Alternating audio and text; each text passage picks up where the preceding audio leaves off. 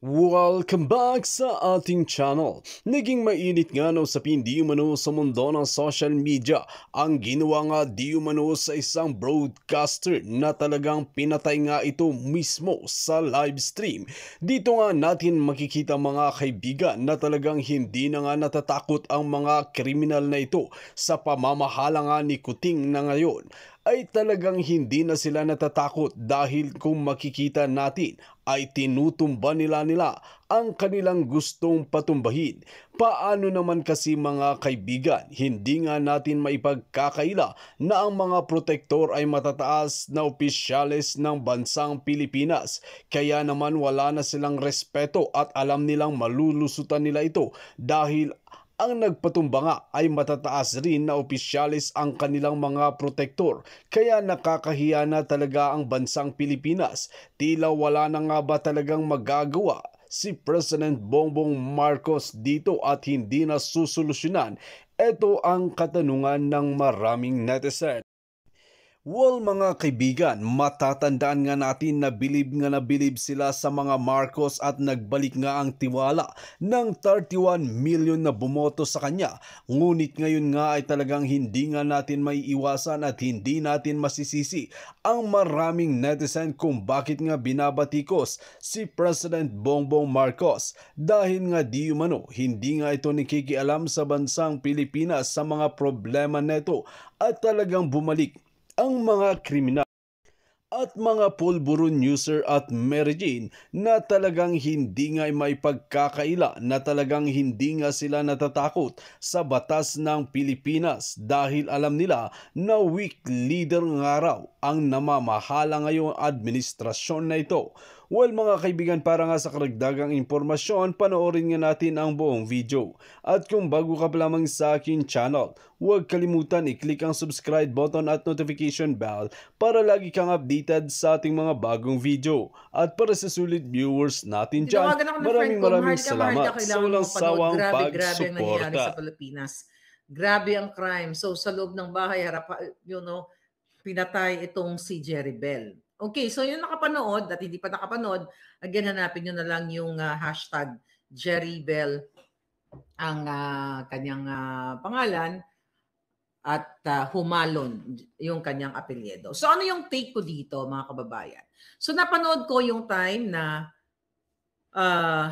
pinatay siya, then also nakita ko rin yung video sa labas ng kanyang gate bago pumasok yung mga suspect, dalawang suspect.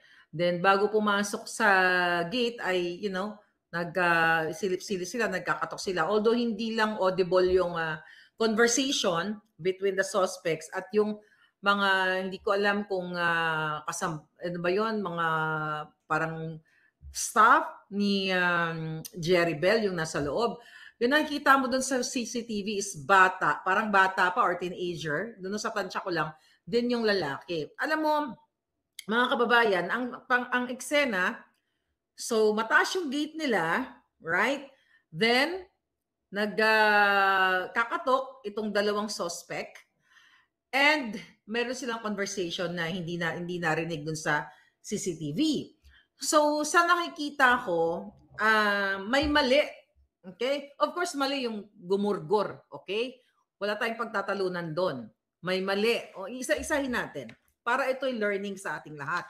At makaka-relate tayo lahat dahil sa pang-araw-araw na buhay natin, kahit sa Pilipinas ka, kahit nasa Amerika ka, o kahit saan ka man, dapat magkaroon tayo ng, kung may mga staff tayo or mga kasambahay, meron talaga tayong dapat strict instruction o tinitrain natin sila kung paano i-handle yung ganitong situation. But of course, later on, ito yung impact ng poor leadership ng gobyerno. Mamaya dadako tayo doon. Alright? So nakita ko, nakikita sa video, nagkakatok-katok, din mayroong conversation, tapos later on, binuksan ng boy, tapos tinutukan sila. Okay? Hindi naman guard kasi walang baril yung nasa loob eh. Yung tao ng broadcaster, tinutukan ng baril, yung umuko na gano'n, tapos umakyat na nga o pumasok na sa loob ng bahay, tapos sabay binaril, sabay kinuha yung kwentas. Isa-isahin natin yung points. So, as we go, lahat tayo dito matututo. Mga palangga, sa Pilipinas ka man o sa ang nasyon ka man, hindi ka dapat nagbubukas ng pinto. Okay? Hindi mo dapat binubuksan ng gate. Kapag wala kang ini-expect na tao o wala kang ini-expect na tao o wala kang bisitang darating, kasi Hoda, hindi ka magbubukas ng pinto. Kahit sa Pilipinas ka o kahit sa planetang Mars ka. Kasi, nung nasa Pilipinas ako, then later on dadako tayo sa experience ko dito. Ano sa Pilipinas ako, may kasama din ako sa bahay. May nangyari na may kumakatok nasa apartment kami, may kumakatok, tapos may itsura yung lalaki. Okay? Ang lalaking kumakatok sa bahay na random, na hindi ko kilala, nasa kitchen ako noon, tandang-tanda ko, tapos binubuksan nung kasama ko sa niyaya nung anak ko. Tapos nakita ko yung yaya ng anak ko, parang, pa-cute-cute na ganon. Tapos nakita ko yung reaction, nakita ko yung lalaki, may transaction, hindi pa niya binubuksan, tapos sumigaw ako. Sabi ko, huwag mo bubuksan yung pinto. Sabi ko, ano yun? Ano yung kailangan nyo? Tapos may sinasabi siya na ganun, wala kaming, hindi kami interesado. I forgot kung ano yung sinasabi na nun kasi long time ago na yun, 20-something. Yeah, 20-something years. Maliit pa yung mga anak ko. So anyway, maraming mga inaalok, ganyan, kung ano mga inaalok. So, lagi kong sinasabi doon sa kasama sa bahay ko, sa mga anak ko, sa lahat ng kasama ko sa bahay, kahit si Tom Cruise pa ang kumatok sa bahay, kung wala siyang appointment sa akin, just so, ano lang tayo. Sinabi ko talaga to, tandang-tanda, kahit si Tom Cruise pa ang kumatok doon sa kasambahay ko. Ang kumatok sa pintuan natin, kung hindi ko alam at wala siyang appointment sa akin o kung sino pa man, hindi mo bubuksan yung pintuan. Kasi baka mamaya, killer yan. Back in the day, ganun na po ako mag-isip. So, lagi kong sinasabi, paulit-ulit kong sinasabi sa mga anak ko, anak, like ako dati, ako lang minsan mga bata, kasama lang nila sa bahay, kasambahay, o yaya nila, ganyan-ganyan. So, lagi akong talagang pinipiga ko yung mga utak nila everyday na pinapaalala ko, wag na wag kang magbukas ng pinto. So, thank God, talagang nakaligtas kami sa mga ganong klaseng eksena. Din dito sa Amerika, may mga kumakatok din na mga random, na mga ganyan nag-o-offer. Huwag ka magbubukas ng pinto, mga palangga. Kasi dito laging mag-o-offer ng mga solar power, mga ganyan, mag-i-install ng mga solar power. Never, ever mo. Sabi ko, kahit kasing gwapo pa ni sino man mga Hollywood stars, diba? Huwag mong bubuksan. Baka yan ang katapusan ng buhay mo. Kasi like kami, may camera naman, may CCTV, but not all the time. Nakikita mo yung CCTV, hindi ka naman nakatulala doon ng 24/7. But anyway, my style na maybe you can learn, meron akong jungle bolo, literal at saka baseball bat talaga kami sa gilid, okay, ng aming door. Pag tinatanong ko, sabi ko, who's there? What do you need? What is it? Pag sinabi niya, ganito, ganyan, ganon. No, we're not interested. Okay? Pag makulit pa rin, I'm sorry, we're not interested. Never, ever open the door. Sabi ko, ay, gaano ka gwapo, gaano ka ganda, wag mo bubuksan ng pinto kung wala kang ini-expect na bisita. Pwede kasi silang magpanggap na, we're from AT&T, we're from ganitong company. Tapos, presence of mind. May appointment ka ba sa AT&T? May appointment ka ba sa ganito, ganyan?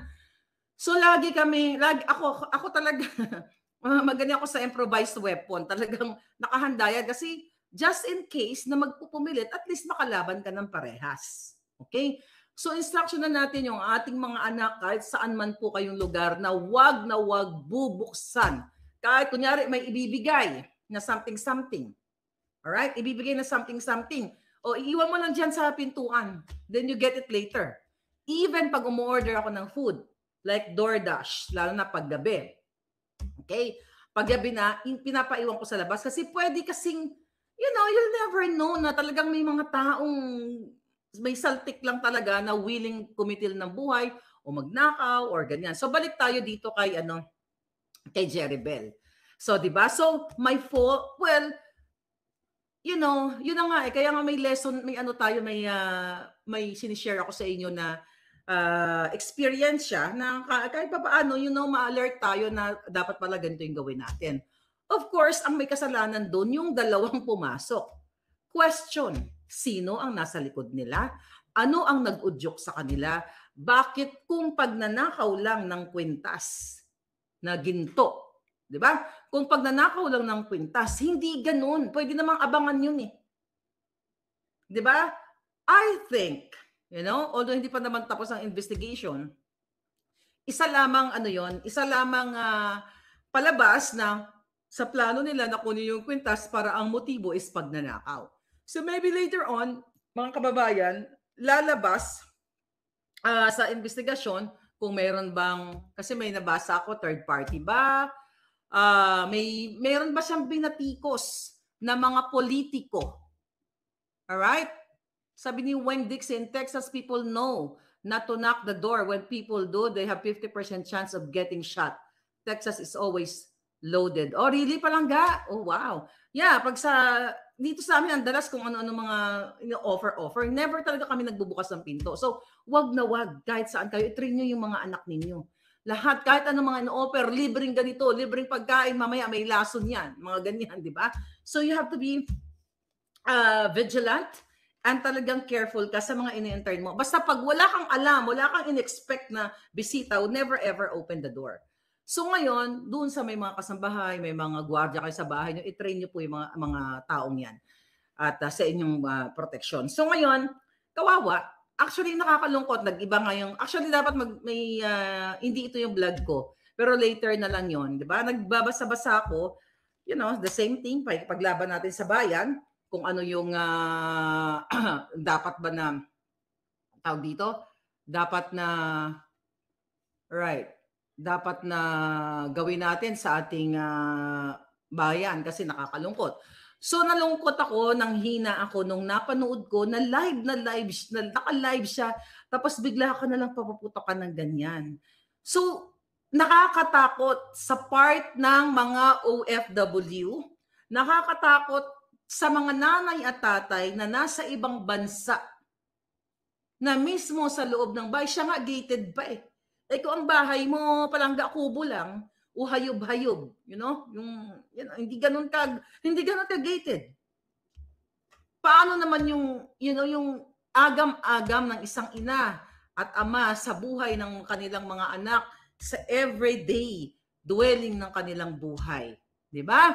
Nakakasindak. Ano yung impact sa gobyerno natin? Of course, hindi naman natin sinisisi kasi hindi naman si Kuting ang si Lisa ang kumitil ng buhay doon, diba? Hindi naman sila. But meron silang contribution. Bad contribution kung bakit ganito na katalamak at walang takot yung mga kriminal. Nung panahon ni Duterte, aminin man natin sa hindi, galit ka man kay Duterte o hindi, mga kababayan. Somehow, ang mga taong takot gumawa ng krimen. Kasi sa pronouncement ni Duterte na talagang gugurgurin, di ba? Pero ano ba yung tinitira ng gobyerno? When I say tinitira, yung gusto nilang sindakin ng gobyerno ni Duterte. Di ba yung mga malalaking sindikato, mga drug lords, yung mga pushers, di ba? Anong ginawa ni Duterte doon sa mga biktima, yung mga drug addict lang, yung mga dependents? Di ba ni-rehab yun? I'm not saying na napakagaling ni Duterte nung 100 na perfect yung kanyang panunungkulan. But, mga palangga, nabawasan talaga yung mga loko-loko, nabawasan yung mga pakalat-kalat sa daan na, kumikitil na lang ng buhay o nagde-deal sila ng pulburon ng ganun-ganun na lang. Kasi nga, it all boils down sa bad leadership. Bad leadership. Hindi man na zero out ni Duterte ang mga dorogista. Di ba? Hindi niya masi-zero out yan. Kasi even sa, kahit sa ang bansa, hindi mo masi-zero out ang droga. But at least, mabawasan mo ng ilang porsyento ang mga sindikato, ang mga street dwellers, ang mga ganyang klaseng negosyo, di ba? Kasi ang gobyernong ito ni Kuting now ay kulang sa what? Wala siyang reinforcement when it comes to pulburon, when it comes to peace and order. Wala siyang ganun. Wala siyang positive na sinasabi na, oh, ito kayo mga drogista, kayong mga mangingitil ng buhay, manggugurgor, di ba? Wala siyang wala siyang power, okay? Wala siyang yun nga positive reinforcement para somehow yung mga tao medyo masindak. But sa halip, mga kababayan, paano hindi siya walang positive reinforcement? Mismo nga yung mga sindikato ikasabwat nila. So sabi ko nga kanina, it all boils down sa leadership. Nakakaapekto ito sa ating bayan. Sige, pakita natin yung yung sinasabi ko. Bakit kamo? Tulad nitong na to. Okay. Ito na lang. Kahit na paulit-ulit kong sinasabi to palangga. Ayan. Dapat, okay, nakita mo yan si Mark Anthony Sayarot na nahuli. Okay, nahuli si Mark Sayarot, nahuli yan sa kanyang illegal na aktibidades na pulburon, okay? At sangkot din siya hindi siya sangkot, na-intercept ang kanyang pulburonic exportation 2 tons o pulburon and Coca-Cola to Australia, di ba? So bakit ko to pinauulit? Kasi sabi ko nga sa bawat vlog natin connected, di ba?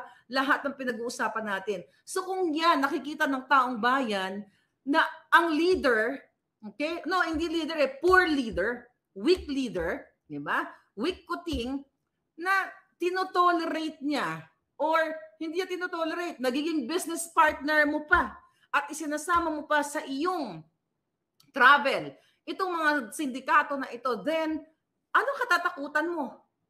'Di ba? Ano kakatakutan mo? Parang tatay yan sa isang bahay. Okay? Si tatay, dakdak ng dakdak, na ganito kayong mga anak, umiwas kayo sa pulburon, umiwas kayo sa masasamang damo. Pero yung tatay mo, every single night, umiinom, nagdodroga, kung ano-anong pinaggagawa. 'Di ba? Sabi nga, lead by example, 'di ba? Ipakita mo na ikaw ay leader. So with this, dahil walang emphasis dito sa mga sa peace and order sa Pilipinas, walang binanggit si Kuting, unang sona niya, wala. Sa droga, wala siya, di ba? So, eto na ngayon kung bakit ang mga taong mga masasamang damo, wala silang parang iniisip nila tangina, gobyerno nga, kasabwat ng mga smuggler O, di ba? Uunahin nila yung pangangamkam nila, bago nila tayo susugin. And the fact na sa Pilipinas, kahit may pera ka na, kapag mayroon kang ididemanda ang bagal ng batas. Dahil mismo ang DOJ, Department of Justice, ang DILG, si Bonjing, di ba? Sila ay parte ng sindikatong gobyerno. So ngayon, the reason why ang mga nasasakupan o yung mga tao, kapag sila'y napapariwara, wala silang takot dahil kung ang isang gobyerno ay kulang sa katulad ng pangako na ibabangon na Pilipinas, sinungaling, di ba? Kumbaga hindi nila ginagawa yung tama, sinungaling nga. Kaya ito yung sinasabi nila na aayusin ng Pilipinas, pero sila mismo ang nagbe-break ng rules. Sila mismo ang lumalabag sa batas. Sila mismo ang sangkot sa smuggling, sa droga, at sa lahat-lahat na. The reason why ganito po ang nangyayari sa bayan. Kung ang gobyerno natin ay nakikita mo na talagang ang kanyang behavior hindi yung utal-utal, Ang kanyang behavior ay para lahat sa tao, para lahat sa OFW. Yung mga pangako, pauwi natin yung OFW, Kung gano'n yung gobyerno natin na nakikita natin yung mga pinangako niya, o not only pinangako, yung mga tama na dapat gawin para maging maayos ang bayan, then mababawasan yung mga sindikato o yung mga sumusunod sa yapak ng mga kasamaan, katulad nitong dalawang Jejemon na kumitil ng buhay ni Jerry Bell. Di ba? Sa halip, anong ginagawa ng gobyernong ito? Imbis na maging good example, pinagtatakpan pa nila yung mga sangkot sa illegalities na kasabwat nila. Alright, ulitin natin ulit. Yung si Sayarot, yung Polboronic na nahuli, imbis na nakakulong, pinakawalan yan. Kasi kaibigan nila. Okay? Kapulburunan nila. Another thing, si Michael Ma ulit, imbis na dapat ay inimbestigahan yan o nakakulong na siya ngayon, inappoint pa na special envoy to China at isinikreto sa taong bayan. Another thing, si Chandiramani. Okay, yung Indian Filipino na nahulihan ng mga pampasabog, dapat nakakulong yan. Pero nakalabas. Kasi inarbor ni Lisa Ahas Mugs. Okay? Ni Lisa at ni Mel Robles inarbor. Para inarbor. Kita mo? So kung ikaw ay nasa Pilipinas, na nakikita mo itong klaseng gobyerno, so, at ikaw ay masamang damo, di ba? Kasi hindi naman lahat tayo susunod sa ginagawa nilang yapak. Kasi gusto nating maayos ang ating bayan, syempre, di ba? Kaya nga tayo dito, magkasama yung boses natin. Di ba? So sa halip ay binibaby o ina-harbor pa nila yung mga masasamang damo. Ano yung mga masasamang damo? Wala nga, kaya nga walang batas, walang peace and order, walang takot ang mga tao dahil mismo ang gobyerno ninyo, si Liza Marcos mismo ay kasabwat itong mga sindikato. Sila mismo kasabwat ang sindikato, even ang mga tiwaling mainstream media ay kasabwat nila. So ngayon, paano pa matatakot itong mga sindikato din? Okay, itong mga mamamatay, manggugurgor. Kasi nakikita nila, ang presidente o ang gobyerno, walang kwenta. Di ba, walang ginawa kung di magpayaman ng magpayaman, mangamkam ng mangamkam, gamit ang mga sindikato. The reason why walang magiging progresibo, walang change sa bayan natin kung ito. Kaya itong mga taong, yung iba talagang galit dahil nga itong ginagawa ng gobyerno. So, kaya pwede ring magkatotoo yung sinasabi ni General Bronner o aka General Brownie na mayroong mga retired generals or mga men in uniform na talagang gustong mag-aklas dahil sa sistemang bulok. Kasi kung nakikita mo nga naman na si Lisa ay hindi naman hindi naman binoto ni Smart Magic o hindi binoto ng tao, ay siya nagiging presidente. Kahit ikaw man sundalo, kahit ikaw ay mababang rangko o mataas kang rangko man, kung ikaw ay matino, magagalit ka din. So ito yung mga grounds kung bakit mayroong, may galit at bakit mayroon ding mga walang pakundangang gumugurgor ng buhay ng tao. Kasi nakikita nila na ang isang kuting, ang isang presidente, also, kapag kinikriticize mo para sana, para sana baguhin niya ang mga mali. If you criticize the President, Marcos Jr., para yun, nung simula tayong simula ako nag-criticize sa kanila, August of last year, I was hoping na baka sakali, dun sa mga kritisismong ibinibigay ko, ibinibigay ninyo, baka mapaisip sila na, ay wag na natin ituloy ito kasi nakikita tayo especially ng supporter natin na katulad ni Maharlika na tumulong sa atin, ni piso walang hiningi yan, hindi nang hingi ng appointment, walang hininging pabor yan, baka sakaling magising kaya, di ba? From August last year, September, October, November, December, January ko na tuluyan pinangalanan kung sino ang ahas. So because I was giving them a chance na makinig sa kritisismo natin lahat. See? Kasi may karapatan ba tayo mag-criticize? May karapatan ba tayo magsabi ng mga nalalaman natin at sinusumbong sa atin ng mga taong nakapaligid na naapektuhan sa kanilang pagngangamkam or sa kanilang, pagtatarantado dito sa ating gobyerno, mga palangga? So definitely, ito yung reason. Kaya nakakalungkot sa part ng mga ordinaryong Pilipino. Kasi not only the Malacanang mafia. Lahat ng mga politiko na minumura ko everyday. Okay? Lahat ng mga kasabwat. Kaya ganito, No, kaya ganito yung nangyayari sa Pilipinas. Yung iba nagki-create na lang ng kanilang mga grupo para gumawa ng what? Let's say for example, gagawa ng grupo para mang-hold up. Gagawa ng grupo. Well, sabi ko nga, the fact na ang gobyerno mo ay sindikato, sila mismo ang may organisasyon. 'Di ba? Isang malaking organisasyon. So itong mga taong naliligaw ng landas o talagang nasa puso nila easy money, 'di ba? Kaya may ganito. At itong mga kumitil ng buhay kay Jerry Bell, nakakalungkot na live. Ganun na lang ba yung buhay ng tao? Ganun na lang ba, mga kababayan, ang ano natin sa Pilipinas? Paulit-ulit na lang ba na kahit nasa loob ka na ng bahay mo, pwede ka na lang bawian ng buhay?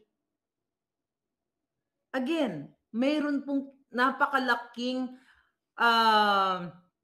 parte ng gobyerno natin. Hindi ko siya sinisisi na sinasabi na siya ang nag-click para gurgurin. But kung ganito ang klaseng gobyerno, 'di ba? Nung panahon ni Duterte, 'di ba, ang tinutuligsa ay ang mga makakaliwang grupo, mga NPA. Pero ang panganahon ni Kuting, ano yung nakalagay sa listahan nila? Mga vloggers, mga reporters. At sinasabi ng kampo ni Kuting, minamanmanan tayo. So pwede ba ako mag-conclude, although hindi ko alam kung ano yung mga sinasabi nitong reporter na si Jerry Bell, may nakakaalam ba kung ano yung mga vlogs niya, kung ano yung mga nire-report niya? Kasi pinanood ko yung kanyang may page siya sa kanyang radio station. Yeah. Okay, ang ano doon palangga, ang mukhang ano pa mukhang religious pa. So ano yung reason kung bakit kinitil yung kanyang buhay? Sabi ni Attorney Glenn, Attorney Glenn Chong, how are you po? A true leader will get rid of the cheating Smartmatic while a traditional politician will keep it to maintain his family in power. Tinanggal ba ni Marcos Jr. ang Smartmatic? Hindi, dahil utos ni Ahas. True. Yun ang sinasabi ko, Attorney Glenn Chong, na it all boils down sa poor leadership at wala talagang hindi siya naging totoo sa mga pinangako niya na unang-una regarding sa Smartmatic na dapat tanggalin kasi mandaraya ang Smartmatic dahil si Marcos Jr. mismo ang nagsabi niyan. So walang takot, okay? Kaya itong mga mga tao, mga Pilipino, talagang wala tayong kalayaan kasi even nag-practice natin yung ating karapatan na bumoto nung panahon ng botohan ay ninakaw na ni Lisa Marcos dahil nga nakipagsabuatan na siya sa Smartmatic at ngayon tuloy-tuloy pa rin ang pakikipagsabuatan nila dahil recent election yun pa rin yung ginagamit at during the barangay election actually may mga napatay din na mga natumakbo, 'di ba, sa barangay election. And I'll talk about that kasi may nakarating na information, Attorney Glenn Chong, sa akin. Actually, isa dapat sa pag-uusapan ko yun kahapon or ngayon. But anyway, na itong si Sandro Marcos ay nagbayad sa barangay, may binayaran ng mga tao para paboran yung mga kandidato nila sa barangay. And yeah, so pag-uusapan natin yan, Attorney Glenn Chong, later on. But yes, so let's go back dito sa sa pinatay na mamamahayag. Nakakalungkot. Kasi nasa loob ka na ng bahay mo. Ito yung nangyayari sa Pilipinas. Wala nang nasaan? Nasaan yung pangako ng gobyernong ito para sa progresibong bukas? Paano niya tutuparin ang mga pangako? Dalawang sona niya. Hindi niya inaddress ang problema sa number 1 sa Smartmatic. Number 2 sa peace and order, sa korupsyon, sa pulburon. Wala. So, ito yung magiging kaharapin natin sa araw-araw na buhay dyan sa Pilipinas. Ganun na lang kadali na pwede kayong gilitan ng lieg o barilin ng bonggang-bongga ng kahit sa loob niyang bahay ninyo. So it's just so sad, mga palangga. Okay? Jericho Jan, sabi niya sana di ito isisi kay DG Bantag. Yeah, the same, I hope not, di ba? Katulad nga kay Percy Lapid. But si Percy Lapid ay napakalinaw na Marcos, talagang critic siya. You know? So, it's so sad na papatayin na lang tayo ng broad daylight. You know? It's so sad, mga palangga. So, I hope na itong nangyayari ngayon, okay? Marcos really have to go, sabi ni Victoria's Lucky Charm. Alright? For sure, kung nandito ka sa Pilipinas, palangga, na Percy Lapid ka na, sabi ni Supra, ay walang duda yan, palangga. Walang duda yan. Tinamnan nga ako ng kaso ng Malacanang, di ba? Tinamnan nga ako ni Lisa ng kaso sa pamamagitan ni Anthony Taerna. So definitely, hindi lang kaso ang gagawin nila sa akin. Gugurgurin nila ako ng walang kalaban-laban. So, yan ang malungkot na katotohanan. Okay?